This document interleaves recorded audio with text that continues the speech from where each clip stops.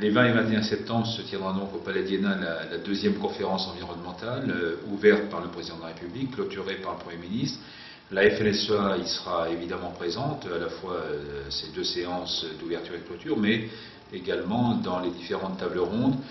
Sans rentrer trop dans le détail, un certain nombre de sujets aujourd'hui évidemment nous concernent au premier chef. D'abord la politique de l'eau, vous le savez, sur la politique de l'eau, à la fois sur le volet qualitatif, mais évidemment sur le volet ressources. Nous avons beaucoup de propositions à faire, nous en faisons régulièrement, que ce soit d'ailleurs sur les conditions de mise en œuvre de la directive nitrate, sur tout ce qui concerne les bassins d'alimentation de captage, mais sur l'autre versant également, et là je me réfère en particulier au rapport Martin, désormais ministre de l'Environnement, sur la nécessité de consolider la ressource en eau, notamment pour des besoins agricoles dans notre pays. Autre table ronde sur laquelle nous serons évidemment très présents, celle qui traite de ce qu'on appelle l'économie circulaire. Et là aussi, nous voulons rentrer dans cette table ronde de manière, j'allais dire, plutôt offensive. Pourquoi? Simplement parce qu'aujourd'hui, vous le savez, dans la sphère agricole, entre le végétal et l'animal, par la valorisation des sous-produits, des coproduits d'agriculture, mais aussi par la valorisation notamment des effluents d'élevage, nous contribuons ainsi à améliorer le process dans sa globalité et faisons en sorte que, à la fois sur le plan alimentaire, sur le plan énergétique, sur la gestion de ces effluents, sur les amendements que permettent aussi d'apporter ces effluents après, par exemple, méthanisation, nous sommes bien dans des schémas qui, de plus en plus, s'apparentent justement à une économie circulaire, qui d'ailleurs, je le dis au passage, peut être pourvoyeuse à la fois de valeur ajoutée, d'emploi, mais aussi de solutions qui vont recombiner compétitivité, innovation, mais aussi environnement dans nos territoires. Et puis, peut-être dernière table ronde sur laquelle j'insisterai, c'est celle qui va traiter au fond de la manière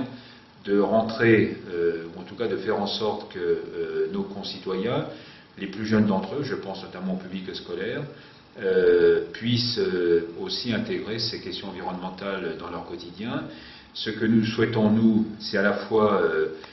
permettre, dans l'expression qui est faite auprès de ses concitoyens,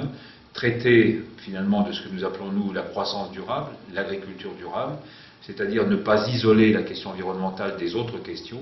la question économique, la question sociale, la question de l'avenir de nos territoires, les aspects fonciers par exemple qui rentrent évidemment dans cette thématique. Tout ça pour dire quoi? Pour dire que si nous voulons demain retrouver notamment une agriculture, un agroalimentaire prospère,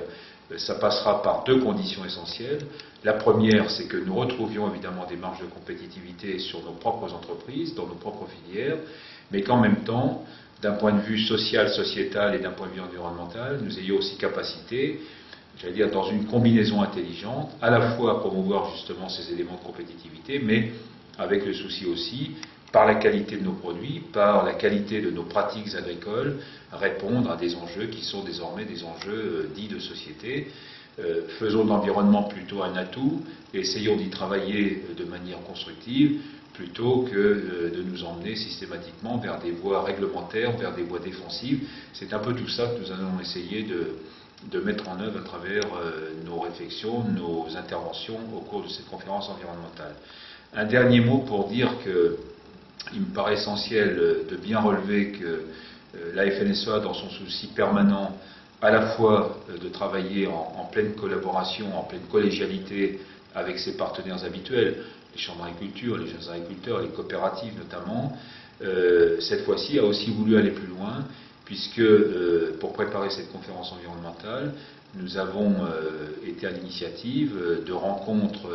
entre plusieurs secteurs économiques, portés notamment par le MEDEF, par la CGPME, par l'UPA, et faire en sorte que le monde des entreprises, d'un point de vue transversal,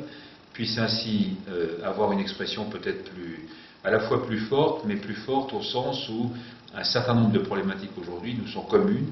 et même si l'agriculture est parfois pointée du doigt, en tout cas un peu stigmatisée dans ces questions qui relèvent de l'environnement, on voit bien aujourd'hui que dans les principales revendications, dans les principaux soucis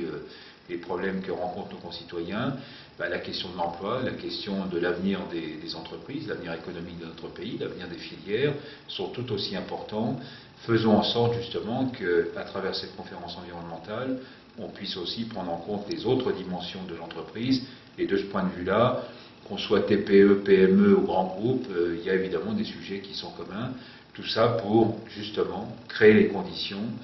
d'une économie durable et d'une croissance durable pour la France en particulier.